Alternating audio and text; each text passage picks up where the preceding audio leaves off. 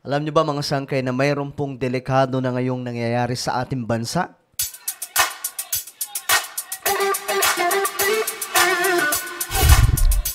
So magandang oras po sa lahat ng ating mga kababayan ngayon, sa lahat ng mga solid sangkay na nanonood. At ito pag-usapan po natin mga sangkay itong hindi na po maganda ito na nangyayari sa Pilipinas ngayon, na marami po ang hindi nakakaalam. Ito po ay dahil sa lumalalang El Nino, na marami na pong mga lugar ngayon, kagaya po ng Mindoro mga sangkay, na nagdeklara na po ng state of calamity.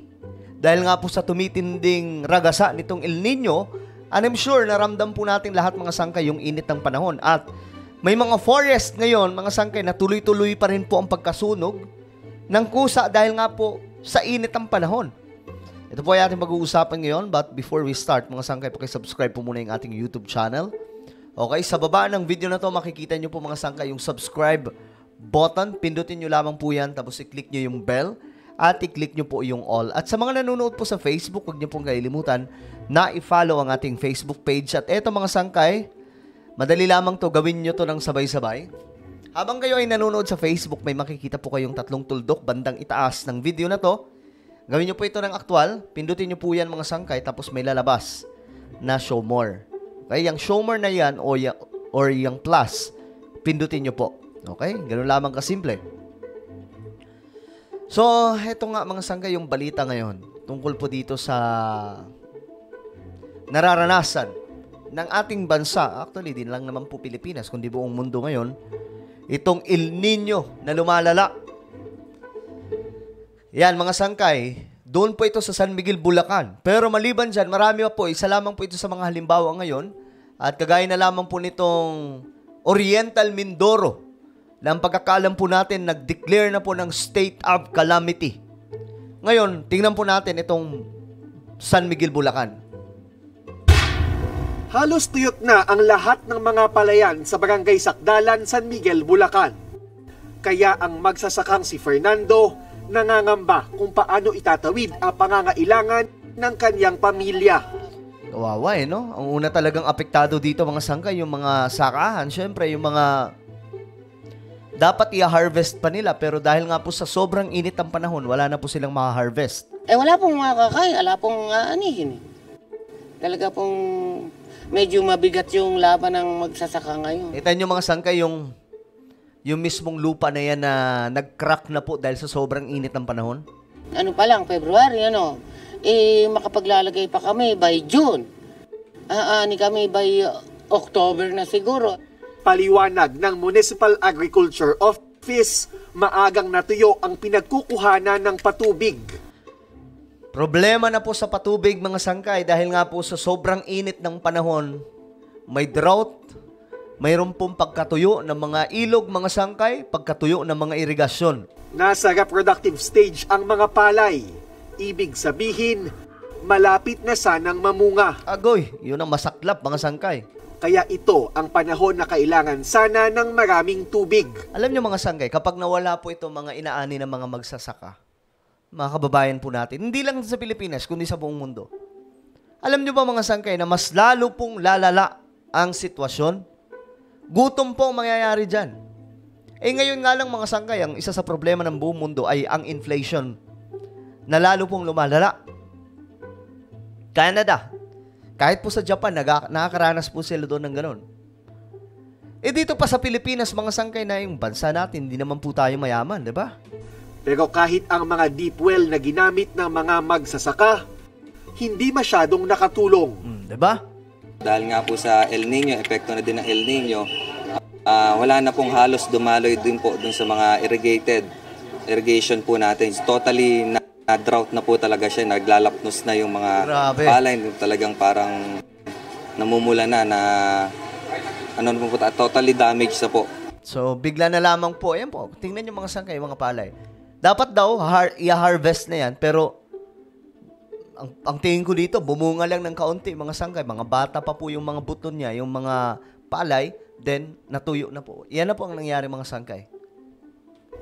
Aabot na sa halos 1,500 ektarya ng mga taniman ng palay Sa 25 barangay sa San Miguel, Bulacan ang nawasak dahil sa El Nino. First wave pa lang to mga sangkay ha. Unang wave pa lang po ito. Hindi pa po tayo pumupunta sa pangalawang level nitong El Nino. Kaya malaki ang inaasahang mababawa sa rice production volume mula sa Bulacan. Ito pa lang ang bayan sa Bulacan na may reported damage sa ngayon. Nako. Pero halos 1,000 magsasaka na ang lubhang apektado nito. Itong bayan ng San Miguel ang pinakamalaking source ng palay sa lalawigan ng Bulacan. Pero ngayon, kalahati ng kanilang mga palayan natuyo na dahil sa El Nino. Saklap no? I-harvest na sana pero yan po ang nangyayari. Yan po yung cause mga sangkay. Kasi right now, mayroon po tayong global warming. Okay? Yung climate change na yan, totoo po talagang nangyayari yan. Bukod dyan, mayroon pang El Nino. Tapos summer pa, magsa-summer po tayo. Hindi ang lala na magaganap mga sangkay sa ating bansa. Sobrang init ang panahon. Bitak-bitak nga yung lupa dahil tuyot na. At yung mga magsasaka, hindi pa alam kung paano makakabawi. Dahil marami sa kanila nangutang lang para makapagtanim. My goodness.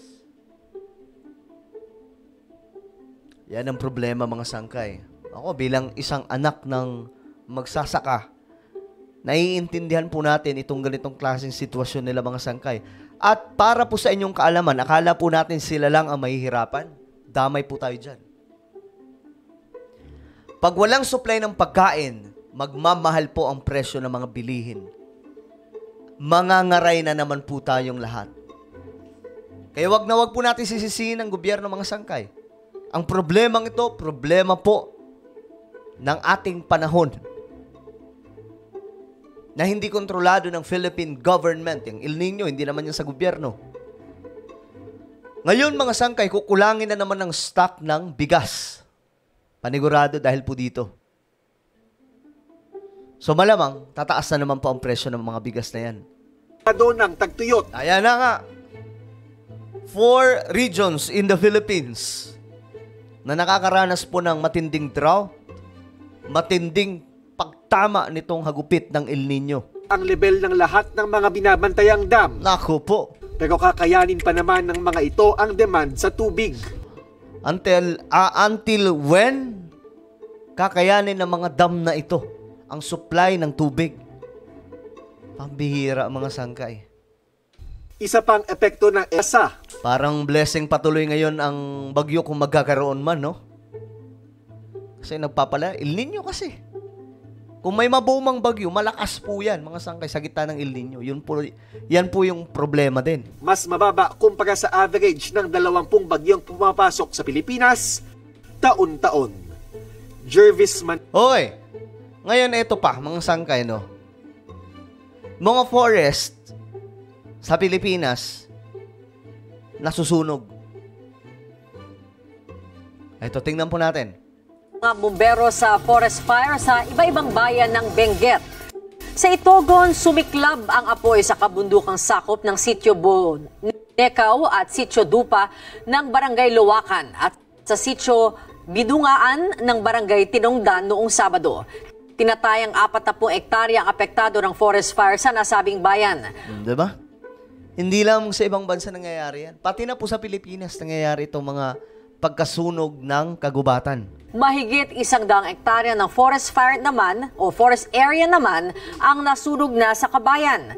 Nakapagtala rin ng forest fire sa Barangay Sinakbat sa Bakun na pinagtulungang apulahin ng mga bumbero at volunteers. Nagsagawa na ng aerial survey ang response team ng BFP at DNR para mapagplanuhan ang isasagawang heli bucket operation o ang pagbagsak ng mga tubig mula sa ere. So, climate change is real. El Nino is real. Mga sangkay. Nangyayari po talaga sa panahon natin ngayon. At ito po ay hindi natin matatakasan mga sangkay. Kailangan lamang po talaga maging ready po tayo. Maging handa po tayo. Siguro kung mayroon po tayo mga panggastos ngayon, konting ingat po. Kasi hindi po natin alam. Mamaya kapusin sa supply. Magtaas bigla yung mga presyo ng bilihin. Magtanim po kayo ng mga sangkay. Mga kung anumang mga gulay sa inyong mga gilid-gilid bahay. Lalong-lalo na yung mga nasa probinsya. Kasi ito po, matinding babala ito sa ating lahat na nagsimula na nga po itong agupit ng El Nino.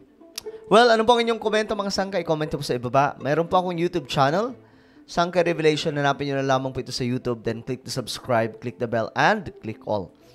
Okay, ako na po ay magpapaalam. This is me, Sangkay Janjan. Mag-iingat po ang lahat. God bless everyone.